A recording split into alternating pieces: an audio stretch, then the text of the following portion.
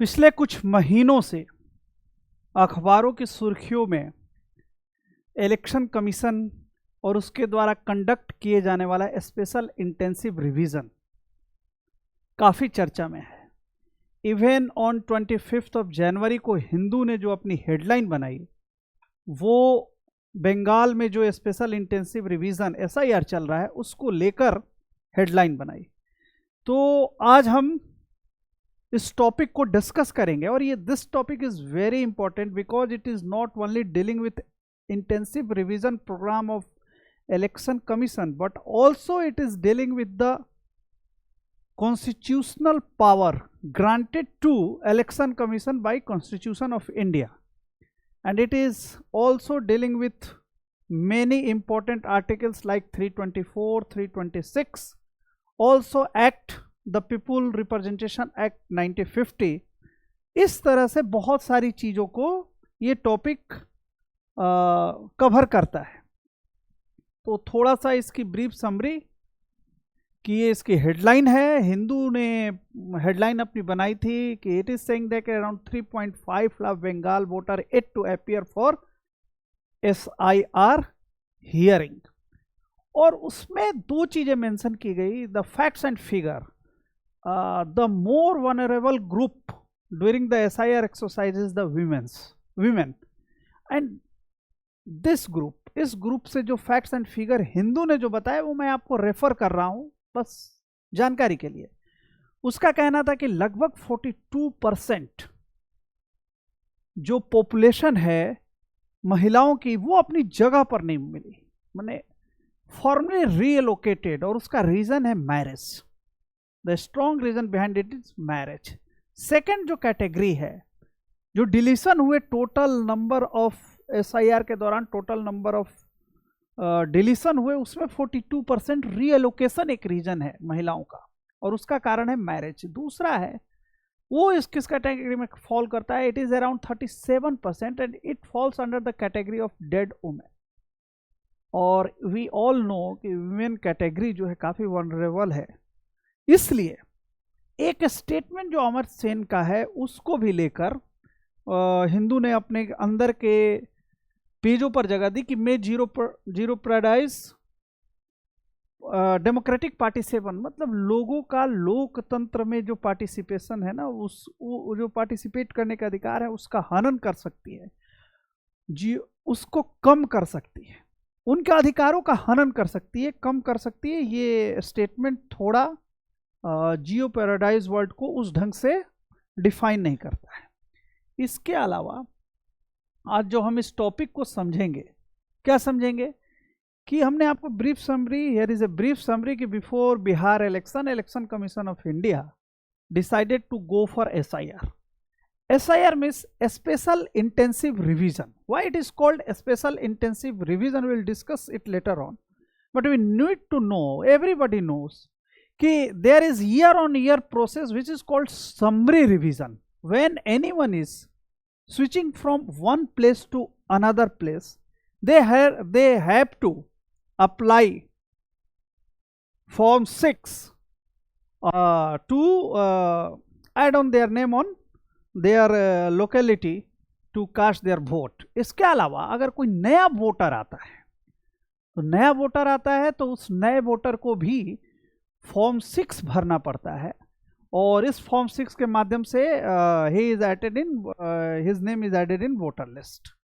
This is a generic process। इसके अलावा हम ये समझेंगे कि बिहार में इस प्रोसेस को स्टार्ट किया गया। जो अपोजिशन पार्टीज थी उन्होंने इस पर बहुत डिबेट किया। There is a lot of petitions pending in front of the supreme court. Supreme court is still hearing some petitions, उस पर भी डिस्कस करेंगे।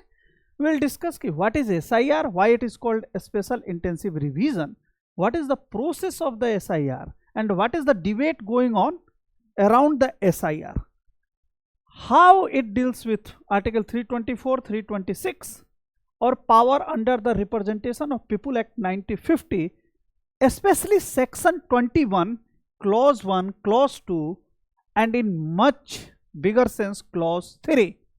Also, Registration of Electors Rule 1960। इतनी सारी चीजों को हमें ध्यान में रखना है और हम सिलसिलेवार ढंग से इसको देखते चलेंगे। तो जो सबसे पहली चीज हम देखते हैं वो प्रोसेस देखते हैं। इलेक्शन कमीशन क्या कहता है?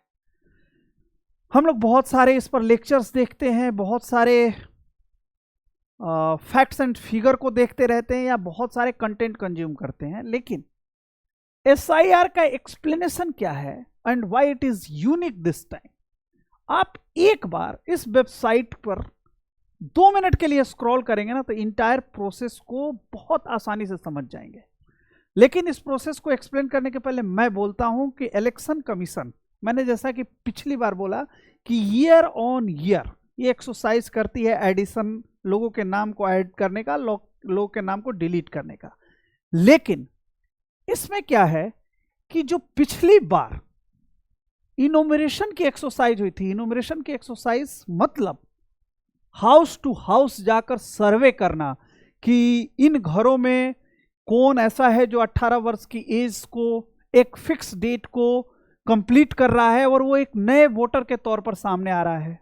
इसके अलावा उस घर में अगर कुछ ऐसे लोग हैं दे आर नो मोर, तो उनके नाम का डिलीशन करना। इस तरह हाउस टू हाउस से मोहल्ला टू मोहल्ला, मोहल्ला टू मोहल्ला से ward to ward, ward to ward, constituency to constituency, constituency to constituency से एक इंटायर स्टेट फिर इंटायर कंट्री को कवर करना। Right now this SIR exercise is going on in 13 states including 13 states and union territories. Okay, now the point is why it is called SIR, special intensive revision, because this time, इस समय year on year exercise से अलग each and every voter has to fill the new form, उसे एक नया form भरना है और उस नए फॉर्म को भरने के बाद क्या करना है, प्रोसेस क्या है, वो नया फॉर्म भरेगा, फिर बूथ लेवल ऑफिसर जो है वो आएगा उस नए फुल फिल्ड फॉर्म में। अब जैसे मैं बंगाल का एग्जांपल देकर एक्सप्लेन करता हूं, इलेक्शन कमीशन का कहना है कि last time, sorry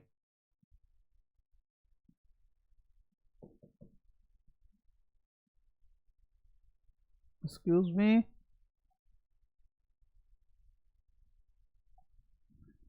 Bengal election commission का कहना है कि पूरे देश में जो लास्ट टाइम इनोमरेशन की एक्सरसाइज के द्वारा यानी हाउस टू हाउस सर्वे करके, वार्ड टू वार्ड सर्वे करके जो 2002 से 2004 के बीच में एसआईआर हुआ था, इन 2 decades, more than 2 decades, same process is not adopted by the election commission, and during this process क्या हुआ है, there is a huge demographic change हुआ है, लॉट ऑफ माइग्रेशन हुआ है, बहुत सारे लोग हैं जो दे आर नो मोर, उनके नाम का डिलीशन नहीं हुआ है। और इलेक्शन कमीशन कहता है, मैं आपको जाके फिर आगे बताऊंगा, कि इलेक्टोरल रोल्स एक्यूरेट होना चाहिए। If you want to have a free and fair election, then the first thing is that कि you must have a very accurate electoral rolls, name का डुप्लीकेशन नहीं होना चाहिए। और इसके अलावा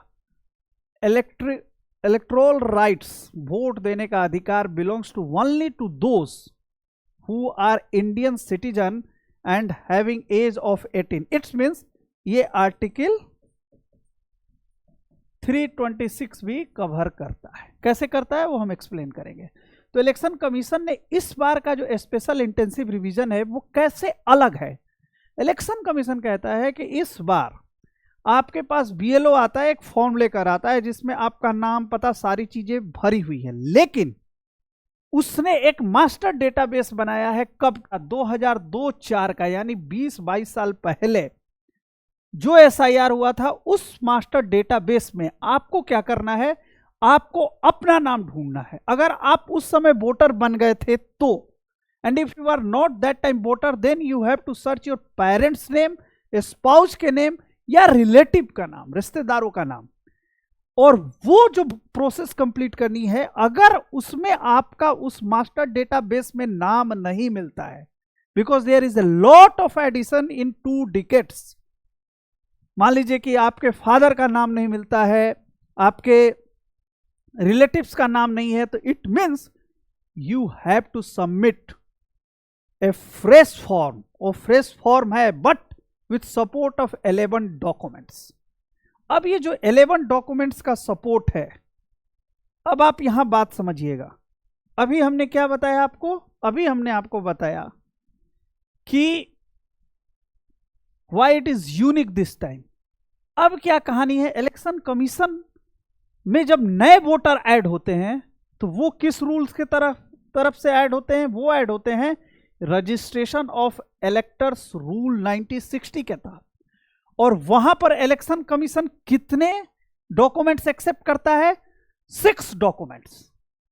लेकिन इस बार जब एसआईआर का प्रोसेस वो कंडक्ट कर रहा है और आपके रिलेटिव्स का, आपके फादर का, आपके मदर का और आपके स्पाउस का, जो लास्ट टाइम आपके स्टेट में आपके यहां एसआईआर हुआ था, यानी 2002 से 4 के बीच में, if your father's name, your mother's name, your spouse name, या इधर your name is not there in master data set, then you have to submit 11 documents, which is not as you need to submit during the fresh enrollment via form 6। वो different है, दोनों document different है, और इसीलिए it is unique this time.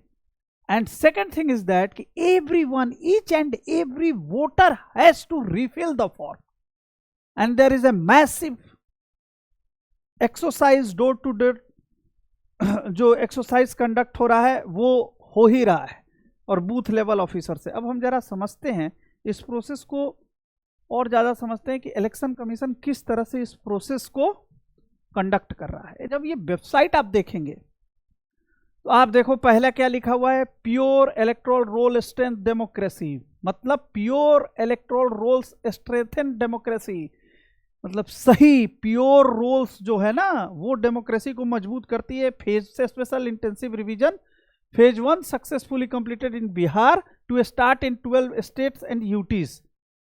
326 constitution of India, मैं आपको refer कर रहा था, उसने बता दिया कि सिटीजन ऑफ इंडिया एटलीस्ट 18 साल एज हो, ordinary resident of the constituency, यही कॉन्सेप्ट आता है आपको 1960 का जो लॉ है उसमें, not disqualified under any law. फिर उन बताते हैं need for SIR as per law, electoral rolls have to be revised before every election और as per requirement. Political parties are raising, political party को बुलाया, ऑलरेडी डन 8 टाइम्स, 1951 से लेके 2020 21 सालों से हुआ नहीं है। उससे क्या मैनी चैलेंजेज है ये देखना ध्यान से। Frequent migration resulting in A voter getting registered eight more than one place, duplication of entries, non removal of dead voters and wrongful inclusion of any foreigner. This is the 4 reason which is mentioned by the election commission for the SIR. and key functions of SIR क्या है? There are around 1200 से ज्यादा voter के ऊपर एक booth है। ये सारी चीजें हैं, इसको आपको समझना है और पढ़ना है।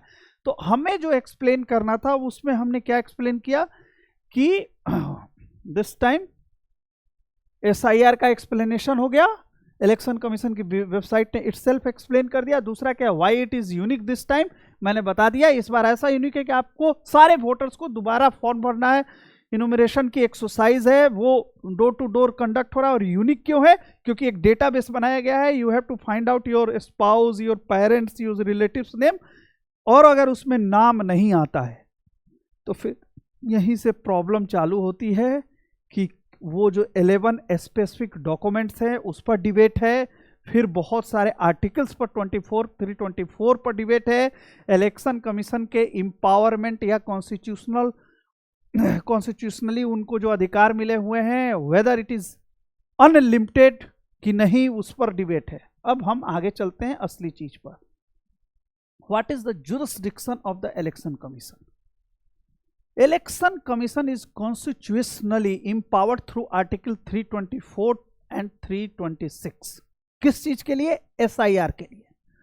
और पार्ट 15 है, आपको पता है पार्ट 15 है, और उस पार्ट 15 के में जो भी आर्टिकल हैं वो इलेक्शन कमीशन को डील करते हैं। लेकिन हमारे पास जो स्पेसिफिक अभी इस मैटर से, एसआईआर से रिलेटेड जो आर्टिकल्स हैं 324 और 326, पहले हम 326 को समझते हैं कि क्या कहता है। अब यूपीएससी में, यूपीएससी का एग्जामिनेशन इस चीज को नहीं, मतलब वो इस चीज को नहीं एग्जामिन करता है कि वेदर आपको 326 याद है कि नहीं याद है। वो उस चीज से एग्जामिनेशन उस चीज को ना खोजता है ना आपको डिलीवर करना है। जो असली चीज डिलीवर करनी है वो ये चीज कि आप इससे क्या समझ रहे हैं और किस तरह से इसको एनालाइज कर रहे हैं और इस पर जो क्वेश्चंस आ रहा है उसको कैसे टेक कर रहे हैं। हम आपको समझाने के लिए हूँ भाव मैंने 326 उतार दिया है, आपके इलेक्शन कमीशन की वेबसाइट पर भी दिखाया।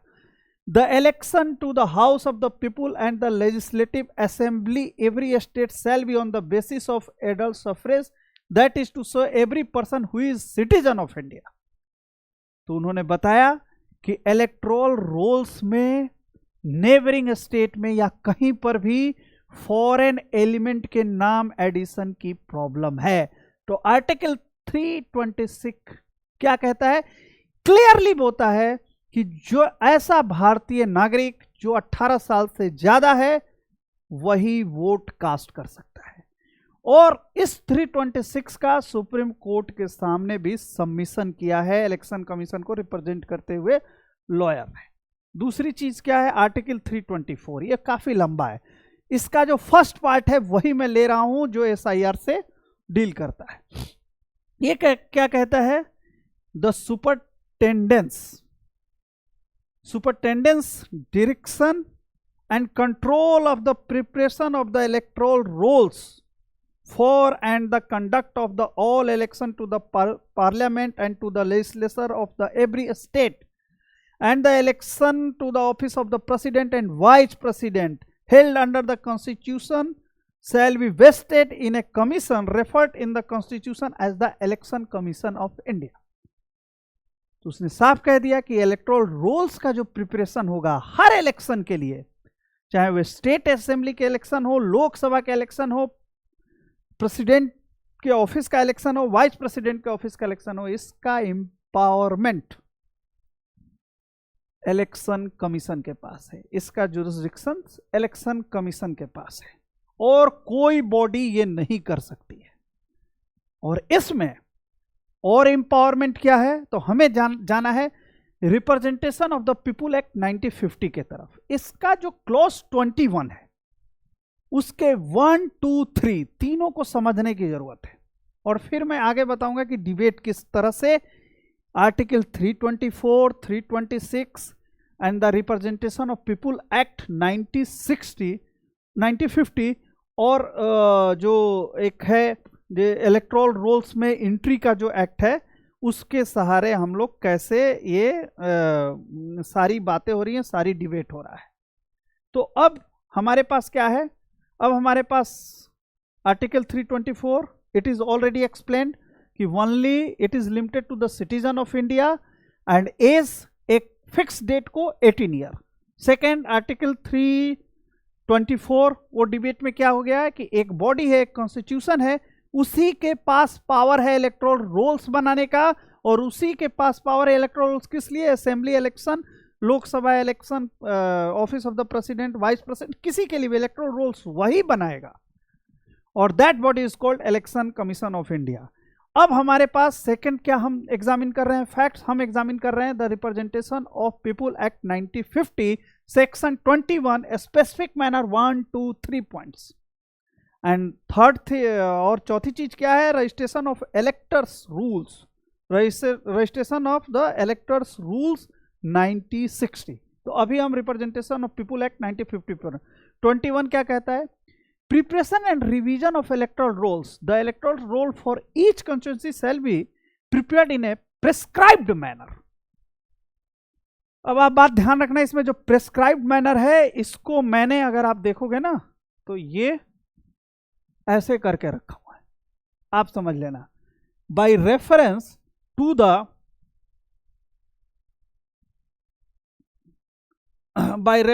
The qualifying date and shall come into the force immediately upon the final publication according to the rules made under this act। Prescribed manner पर ध्यान दीजिए। दूसरा, रिप्रेजेंटेशन ऑफ पीपुल एक्ट 21 का दूसरा, क्लॉज 21 का दूसरा, the said electoral role shall unless otherwise directed by the election commission for reasons to be recorded in writing।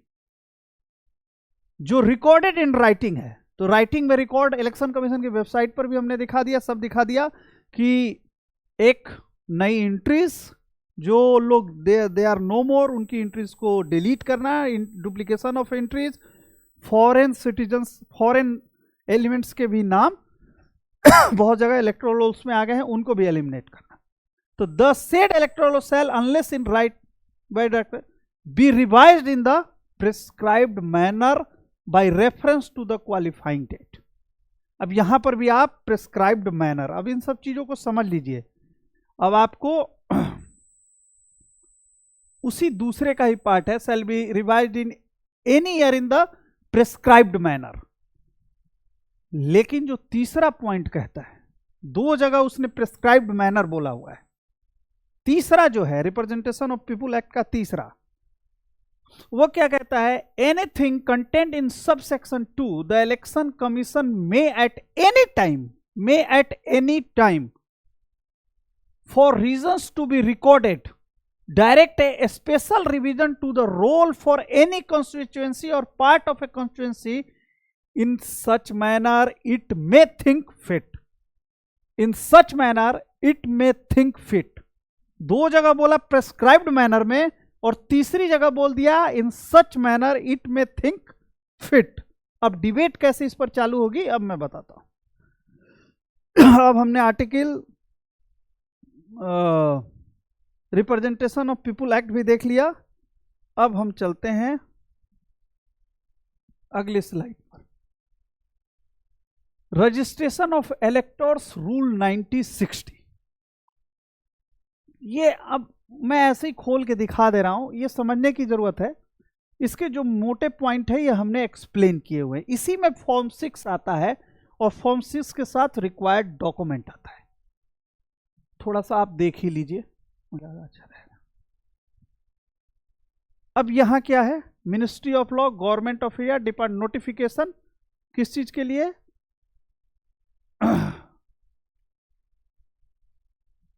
Electoral rolls कहीं पर भी फॉर असेंबली कंस्टिट्यूएंसी और कहीं भी। अब यहां से देखना, form and language of the roll, prepare of roll in parts, order of the names, statement under section 20, access to certain registrar publication, इसमें सारी चीजें इलेक्टोरल रोल्स के अंतर्गत जितनी चीजें आती है वो सारी चीजें इसके अंदर डिफाइन की गई है। इसी में रूल नंबर जो 12 है, 12 नहीं 13 मेरे हिसाब से, फॉर्म्स टू क्लेम ऑब्जेक्शंस है और फॉर्म 6 वगैरह है, वो सारे इसी में आते हैं। अब इस पर जो डिबेट अभी चल रहा है, क्या चल रहा है, उस पर बात करते हैं।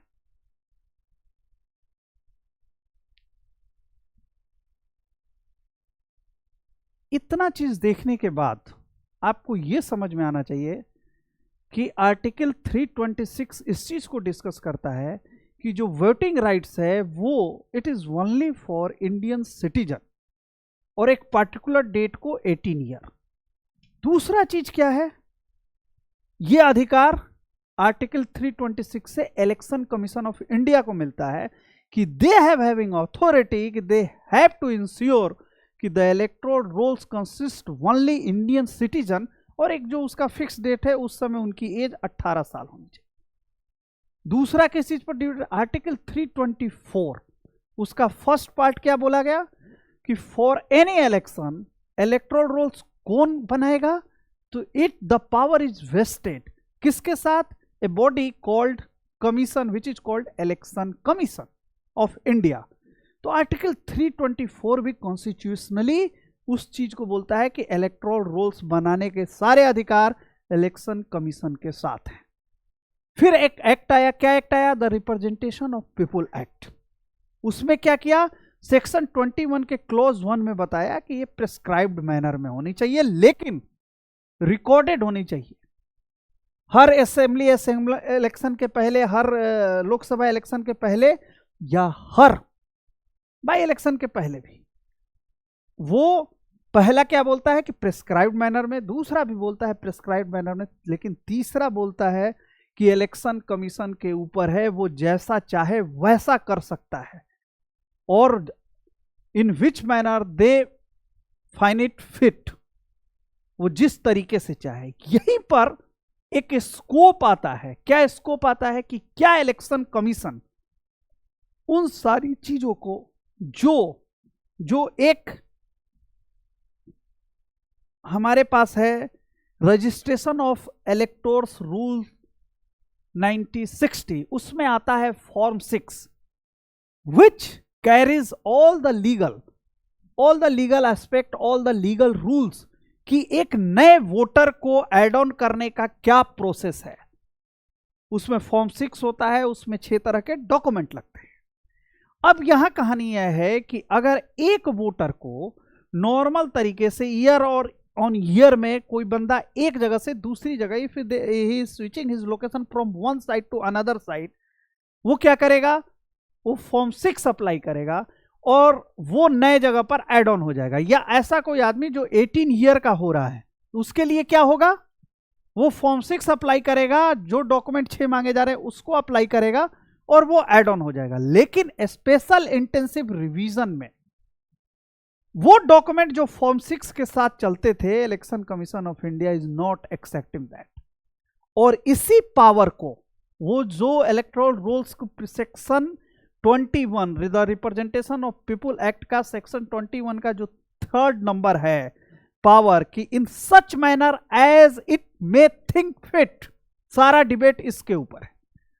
तो इस पर क्या कहता है इलेक्शन कमीशन के तरफ से, ये कहा गया, क्या कहा गया, कोर्ट ने पहले ही चीज बोली, क्या बोली कि yes this power is unique, you have a jurisdiction कि यू कैन डिसाइड कि yes we can accept this documents as the proof of the birth और proof of the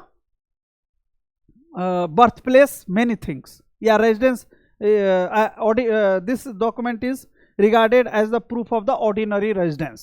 You must know the concept of ordinary. There is a permanent residence, there is ordinary residence. Okay, ordinary residence का means मतलब है कि आप घूम रहे हैं और एक जगह से दूसरी जगह जा रहे हैं, उसका मतलब एक कॉन्सेप्ट ऐसा है कि आप मूव ऑन कर रहे हैं और आपका जो एड्रेस है वो बदलता जा रहा है, that is called ordinary address in मोटे तौर पर। लेकिन सुप्रीम कोर्ट इज सेइंग कि यस, जो ये आपका सबमिशन है क्लॉज 3 का, कि as a part of a constituency in a such manner as it way may think fit, this is unique power but it is not unlimited. And how it contradicts, वो contradict कैसे कर रहा है, वो कहता है, इलेक्शन कमीशन का submission है कि this allowed the poll body to deviate from the registration of electors rule 1960।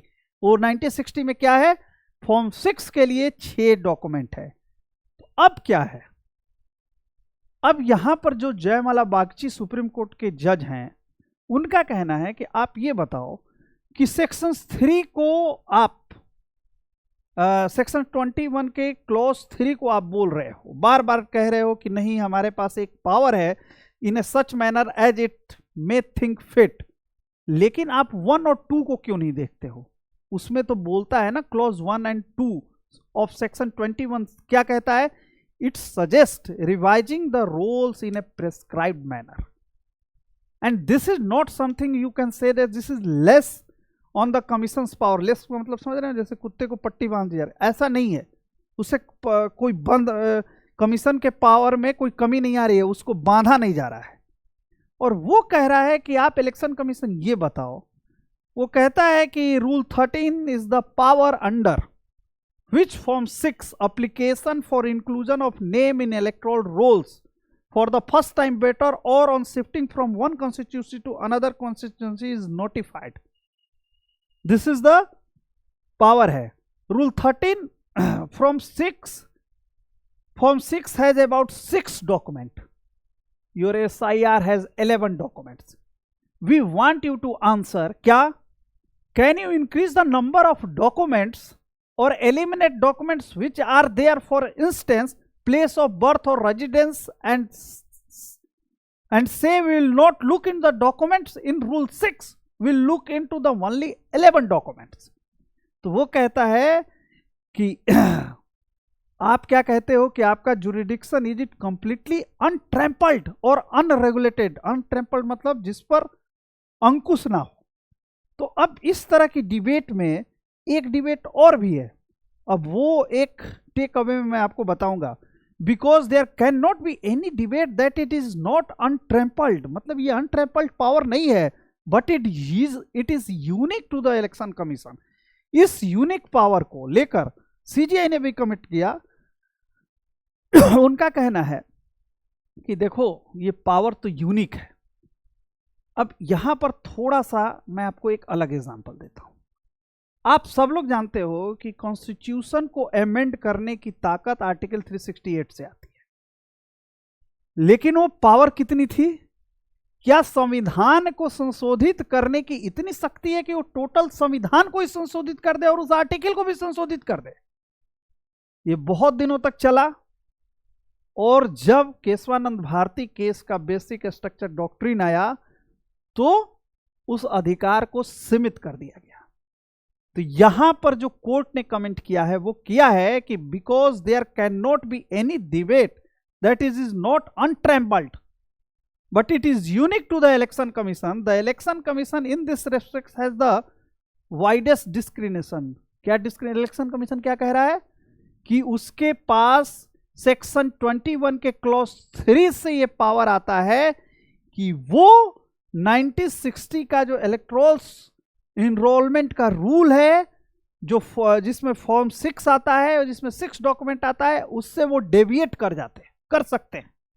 तो उसका यही कहना है कि ठीक है आपके पास वो यूनिक पावर है, but however the intensive revision also have a guideline. और गाइडलाइन कहां से आता है?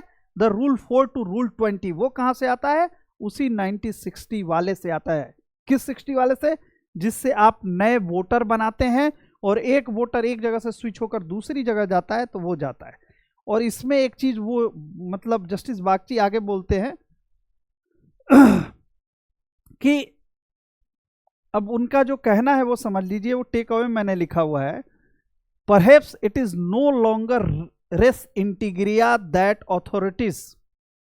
मतलब वो जो असीमित अधिकार हैं, जो सेक्शन 21 के क्लॉज 3 में जो असीमित अधिकार हैं, उस अधिकार को कानूनी तौर पर डिफाइन नहीं किया गया है. अगर सुप्रीम कोर्ट उसको डिफाइन कर देगा, जैसे उसने 368 को लेकर बेसिक स्ट्रक्चर डॉक्ट्रिन के तहत ये डिफाइन कर दिया कि बेसिक स्ट्रक्चर को आप चेंज नहीं कर सकते हैं, उसी तरह इस पर अभी तक कोई सुप्रीम कोर्ट ने डिसीजन नहीं लिया है टू डिसाइड कि इसका इंटरप्रिटेशन क्या होगा, इसका डिफिनीशन क्या होगा. In legal practice res integra means a point of law और issue that has not been decided by a court. तो कोर्ट वो भी कर सकता है कि आप जो बार बार बोल रहे हैं कि इलेक्शन कमीशन के पास वो अधिकार है किससे रिप्रेजेंटेशन एक्ट के 21 नंबर के 3rd नंबर में कि इसको जैसे लगे उस तरह से इलेक्टोरल रोल को संशोधित करने का अधिकार रखता है. उसमें जो तीसरे में एज इट थिंक्स फिट है, तो दूसरे में पहले और दूसरे में प्रेस्क्राइब्ड मैनर है. उनका कहना है कि ये सारे प्रेस्क्राइब्ड मैनर जो है कहां से ड्राइव हो रहे हैं? वो ड्राइव हो रहे हैं 1960 का जो है इलेक्ट्रोल्स, नए इलेक्ट्रोल्स को या शिफ्टिंग इलेक्ट्रोल्स को जो यहां से वहां स्विच करना है उसके ऊपर. तो इलेक्शन इस पर सीजीआई का कहना है कि ठीक है, the argument regarding clause 3 is true. The question remains that when there is a special intensive revision of voter list under clause 3, it can lead to some civil consequences for a person who is already registered a voter. अब civil consequences Bihar में हुआ है, जमीनों का बंटवारा नहीं हुआ है, वहां पर एक रसीद मांगी जा रही थी कि आपके पास जमीन के पट्टे का या मालिकाना हक का रसीद हो तो वो भी हम एक्सेप्ट करेंगे. तो वो सारी चीजें, बंटवारा हुआ ही नहीं है लेकिन हमारा उस जमीन में हिस्सा है, तो उससे सिविल कॉन्सिक्वेंसेज और एक इंसान के सिविल राइट पर भी इंपैक्ट पड़ रहा है. तो इसमें यही कहना है. और साथ में ये करके therefore when an action is likely to be an effect on the civil right of the people, why should you not accept or expect why should we not expect of you that the procedure which you will be ultimately contemplate and follow will not less transparent than what is done under clause 2, clause 1 and clause 2 वो क्या कहते हैं, in a prescribed manner. Take away क्या कह रहे हैं, ECI का कहना है कि clause 3 states that ECI may at any time for any reason to be recorded direct a special intensive revision of the electoral rolls for any constituency or part of constituency in such a manner as it may think fit. But वो क्या कहते हैं, while the power should not be diluted but it should not be left like an unruly horse, जिसमें घोड़े के पास फंदा नहीं है, वो दौड़ता रहे कहीं भी जाए कहीं भी जाए. It should be regulated. ये CGI का है. और दूसरा उनका कहना है, दूसरा जो जस्टिस बागची का कहना है वो ये कहना है, इंपॉर्टेंट है कि भाई आप इस चीज को समझो. आप बार बार इस चीज को कह रहे हो कि in such manner as it में थिंक फिट, बट कोर्ट ने अभी तक इसको इंटरप्रेट नहीं किया है, इसका इंटरप्रिटेशन नहीं आया है. आप केशवानंद भारती केस का एग्जाम्पल ले सकते हो कि संविधान को संशोधित करने की शक्ति 368 से मिलती है, लेकिन क्या असीमित है क्या? उसको कोर्ट ने रेगुलेट कर दिया, उसको इंटरप्रिटेशन में ला दिया कि नहीं, आप बेसिक स्ट्रक्चर डॉक्ट्रिन के बाद से संविधान के बेसिक स्ट्रक्चर को संशोधित नहीं कर सकते हो. ये इशारा उधी तरफ है. तो कहने का मतलब है कि the entire debate concludes in such a manner that the takeaway is that while the power should not be diluted, it should not be left like an unruly horse, it should be regulated. First thing. Second thing, there is a debate. What is the debate? Election Commission's का submission क्या है? वो कहता है in such manner as it may think fit, but it is a clause 3, but there is a clause 2 and clause 1 which is saying कि any revision of the roll या any special intensive revision या revision of the roll should be conducted in a prescribed manner. And also there is a take if this intensive revision or a special intensive revision is impacting the civil rights of any voters, then there is a consequences. So you need to do it in a transparent manner as it suggested in clause 2. And also, what is the point? The one thing which is also next hearing में या बाद में, they are also asking about the power of the election commission. They are saying कि form 6 has about 6 documents and your SIR has 11 documents. We want you to answer. Can you increase the number of documents or eliminate the documents? And what is the submission of the election commission? Election commission said कि as it is empowered to do as it think fits, they can deviate from the 9060. किस rule से? तो वो rule जिसको हम बोलते हैं कि इलेक्ट्रोल्स वाला जो है, रजिस्ट्रेशन ऑफ इलेक्ट्रोल्स रूल्स 1960 से वो डेविएट कर सकता है. So there is a clear cut demarcation. The election commission has made his point via saying that there is a demographic change, there is a duplicate entries. There is one thing, there is a duplicate entries, demographic change, dead person's name is still exists in electoral rolls, and there is a foreign element's name is also present in the rolls. Election Commission is saying that Article 326 ask him to check Indian citizenship. Second thing is that it asks him to make sure that fix that a person is 18-year-old. Okay. Second point is that they said as the manner they thinks fit, it allows them to deviate from the 9060 rule, registration of electoral rules, which includes form 6, which is used to enroll the new voters or any voter who is switching one location to another location, and which is supported by the 6th document. The very question is that whether the power is unlimited or unique, whether what is the way they are conducting, whether they can add and delete the number of documents. So the point is that every discussion, it may be that they may regulate it in next hearing in Supreme Court, but the point is that Rule 13 is the power under which Form 6 is applied, and also the submission of the CGI is that while the power should not be diluted, it should not be left like an unruly house, it should be regulated. Now this lecture is completed, almost completed. I will go to one slide and I will write down few things. First thing is that एक question हो सकते हैं, वो एक बड़ा ही generic question है कि SIR, Special Intensive Revision, is already carried out and Election Commission has already declared it will carry out throughout the nation. So as we all know, Election Commission is exercising his, you can't say duties, or exercising his power to conduct the SIR. In same view, kindly examine the power lies with the Election Commission. Kindly examine the power which is granted by the Constitution of India to the Election Commission, and also examine whether it is unlimited or unique. This is the thing. अब इसमें जो debate है, main debate क्या है कि हमें जो ध्यान रखना है, पहला चीज ये है, आपको ये चीज समझनी पड़ेगी कि फर्स्ट थिंग आएगा 326, उसमें क्या आ जाएगा, इंडिया की सिटीजनशिप, इंडिया सिटीजन, और दूसरी चीज क्या आ जाएगी, 18 ईयर. अब आ गया 324 सेकेंड में.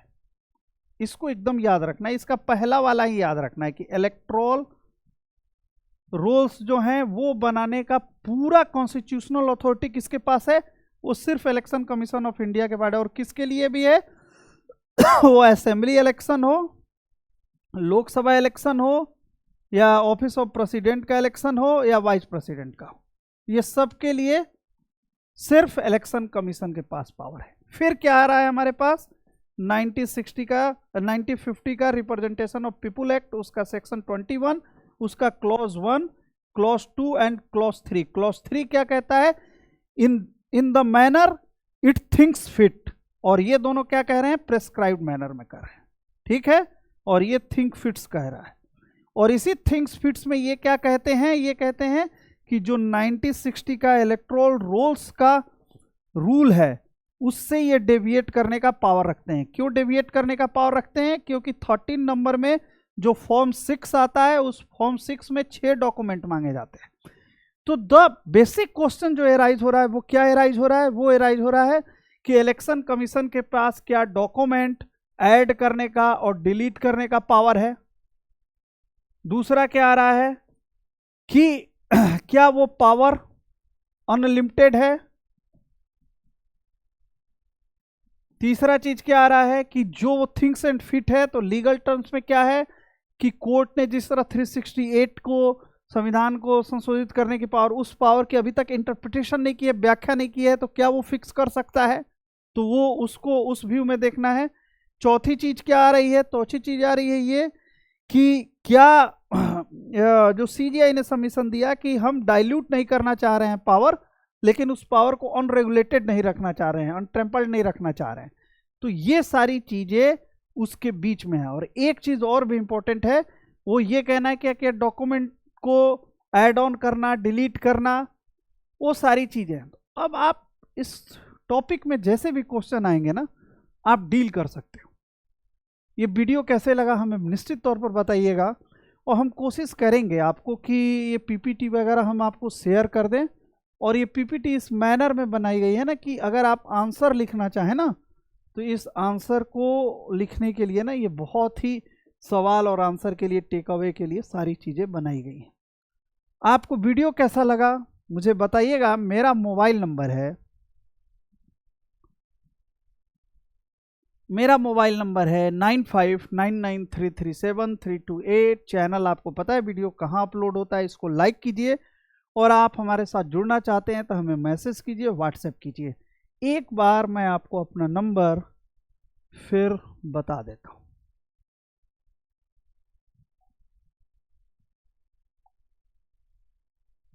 9599337328. 337328. Thank you for watching this.